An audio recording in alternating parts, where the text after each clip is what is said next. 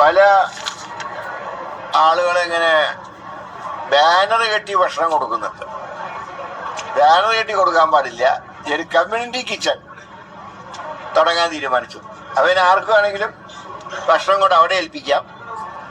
അതിന്റെ സംഘടന പക്ഷേ ബാനറോ പേരോ പൊടിയൊന്നും പാടില്ല. അതായത് എന്റെ പൊന്നു സുഹൃത്തുക്കളെ, നമ്മുടെ പാവങ്ങളുടെ കാര്യം നോക്കുക എന്ന് പറഞ്ഞ പരിപാടി ഞങ്ങൾക്കുള്ളൊരു പരിപാടിയല്ല.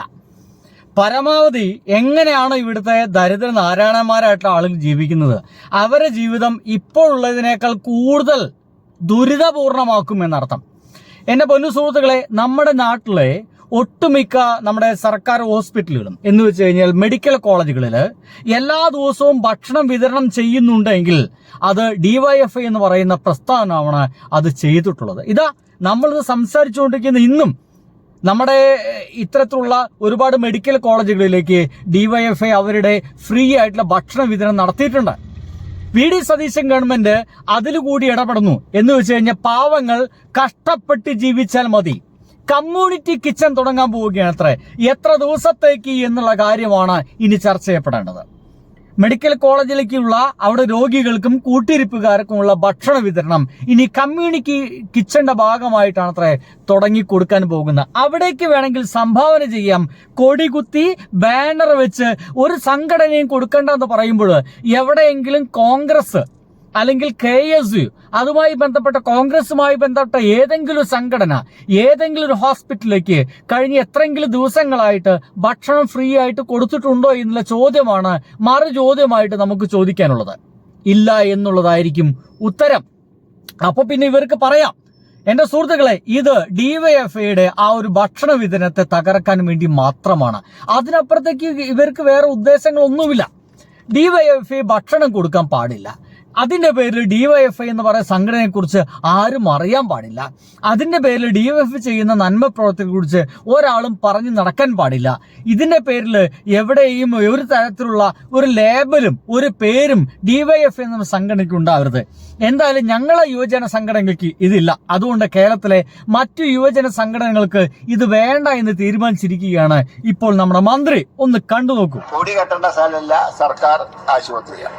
ഇപ്പോൾ ആശുപത്രികളിൽ രോഗികളുടെ കൂട്ടിരിപ്പുകാർക്ക് ഇപ്പോൾ സർക്കാർ ആശുപത്രികളുടെ മുന്നിൽ ഭക്ഷണം വിതരണം ചെയ്യുന്ന ഒരുപാട് ഏജൻസികളുണ്ട്, ഒരുപാട് രാഷ്ട്രീയ സംഘടനകളുണ്ട്. എന്നാൽ അതൊക്കെ തന്നെ ബാനർ കെട്ടി കൊടി കെട്ടി അതിന് 10 പൊതിച്ചോറ് കൊടുത്തിട്ട് 1000 പൊതിച്ചോറ് കൊടുക്കുന്ന തരത്തിൽ പ്രചാരണം നടത്തി ചെയ്യേണ്ടതാണോ എന്നതായിരുന്നു വളരെ പ്രധാനപ്പെട്ട ചോദ്യം. ഏഷ്യാനെറ്റാണ് ഇതേ പറയുള്ളൂ. 10 പൊതിച്ചോറ് കൊടുത്തിട്ട് 1000 പൊതിച്ചോറ് കൊടുത്തു എന്ന് പ്രചാരണം നടത്തുകയാണോ?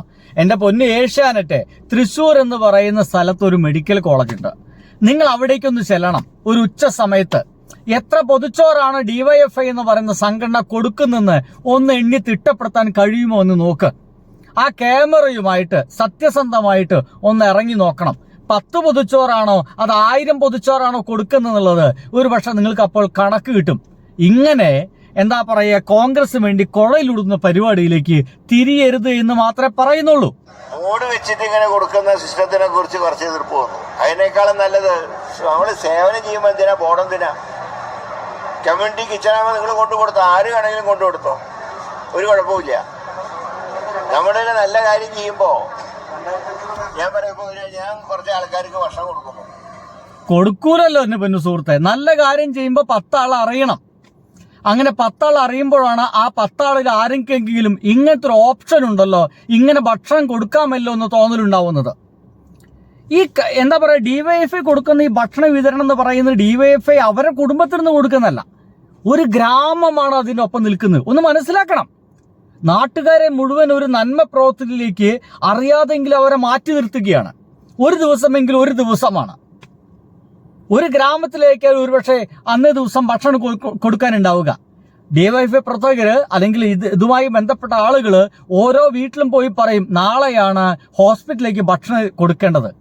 നോക്കൂ, വീട്ടിൽ അന്ന് നല്ലപോലെ ഭക്ഷണം വെച്ചിട്ടില്ലെങ്കിലും ഒരുപക്ഷെ ഹോസ്പിറ്റലിലേക്ക് കൊടുത്തയക്കുന്ന ഭക്ഷണം ഉണ്ടല്ലോ, അത് അടിപൊളിയായിട്ട് അവർ തയ്യാറാക്കും. വെറും ചോറും ചമ്മന്തി മാത്രമല്ല, അവർക്ക് കഴിക്കാനുള്ള നല്ല കറികൾ, മത്സ്യം വറുത്തത്, കോഴിമുട്ട എന്നീ തരത്തിലുള്ള ഏറ്റവും സുഭിക്ഷമായ ഭക്ഷണം തയ്യാറാക്കും. അവർ തയ്യാറാക്കുന്ന ഹൃദയം കൊണ്ടാ, മനസ്സ് നിറഞ്ഞാണ് തയ്യാറാക്കുന്നത്. ചില ആളുകള് ആ രോഗികൾക്ക് വേണ്ടിയിട്ട് ചിലപ്പോൾ 500-1000 രൂപ കൂടി കവറിൽ കെട്ടി അതിനൊപ്പം വെക്കും. ഇതുകൊണ്ട് നിങ്ങൾ മരുന്ന് വാങ്ങിക്കൂ, ഉപയോഗിക്കൂ എന്ന് പറഞ്ഞുകൊണ്ട് ഇങ്ങനെ ലക്ഷോപലക്ഷം ജനങ്ങളെ ഒരു നന്മ പ്രവൃത്തിയിലേക്ക് മാറ്റിവെക്കുന്ന അല്ലെങ്കിൽ മാറ്റി തീർക്കുന്ന ഒരു വൻ പ്രവൃത്തിയാണ് DYF എന്ന് പറയുന്ന സംഘടന അടക്കം ചെയ്യുന്നത്. ഇത് നിർത്തലാക്കുന്നതോടുകൂടി എന്ത് സംഭവിക്കുന്നതാണ് ഇപ്പൊ പറയുന്നത്? കമ്മ്യൂണിറ്റി കിച്ചൺ ഗവൺമെന്റ് തുടങ്ങാൻ പോകുന്നത്. എത്രത്തോളം സുഹൃത്തുക്കളെ, അധികാരത്തിൽ കയറി 60 ദിവസം ആവുമ്പോഴേക്കും നമ്മുടെ വീടുകളിലെല്ലാം കരണ്ട് പോക്ക് തുടങ്ങി. അധികാരത്തിൽ കയറി വെറും 60 ദിവസം തികയുമ്പോഴേക്കും നമ്മുടെ വീട്ടിലെല്ലാം 1 മണിക്കൂറും 1.5 മണിക്കൂറും 2 മണിക്കൂറും കരണ്ട് പോയി തുടങ്ങി. മെയിൻ്റനൻസ് എന്ന് പറഞ്ഞുകൊണ്ട് രാവിലെ 9 മണിക്ക് ഓഫായി കഴിഞ്ഞാൽ വൈകുന്നേരം 6 മണിക്കാണ് പിന്നെ കരണ്ട് വരിക. ഇത്തരത്തിലേക്ക് ജനങ്ങളെ ബുദ്ധിമുട്ടിച്ചുകൊണ്ടിരിക്കുന്ന ഇവർക്ക് എങ്ങനെയാണ് ആയിരക്കണക്കിന് രോഗികൾ ദിവസവും വരുന്ന, ആയിരക്കണക്കിന് കൂട്ടിരിപ്പുകാരുള്ള ഈ ഹോസ്പിറ്റലുകളിൽ ഗവൺമെന്റ് നേതൃത്വത്തിൽ എങ്ങനെയാണ് കമ്മ്യൂണിറ്റി കിച്ചൺ തുടങ്ങുക എന്നുള്ളതാണ്. It's not possible at all. അതിന്റെ തൊട്ടടുത്ത് ഈ കിച്ചൺ നടത്തുന്ന അല്ലെങ്കിൽ ഇങ്ങനെ കച്ചവടം നടത്തുന്ന ആളുകൾക്ക് കൂടുതൽ കച്ചവടം ഉണ്ടാക്കി കൊടുക്കാനുള്ള ഒരു പിന്തിരിപ്പൻ പരിപാടിയാണ്, ഒരു പണിയാണ് ഇത്. അതിനപ്പുറത്തേക്ക് വേറൊന്നും നടക്കാൻ പോകുന്നില്ല.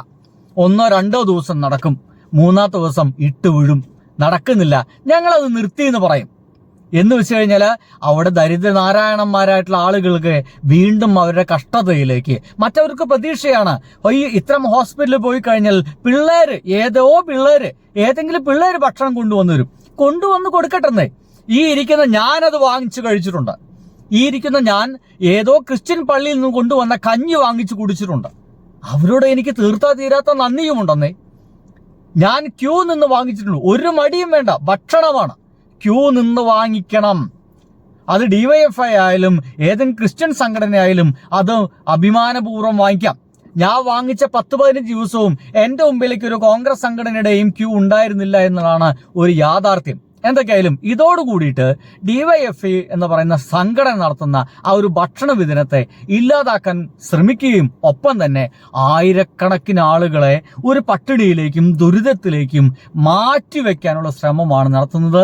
അല്ലാതെ വേറൊന്നുമല്ല എന്ന് എനിക്ക് തോന്നിപ്പോകുന്നു. എന്നോടൊപ്പം നിൽക്കുന്നുണ്ടെങ്കിൽ ഷെയർ ചെയ്യുക, നിങ്ങളുടെ അഭിപ്രായങ്ങൾ എഴുതി വയ്ക്കുക.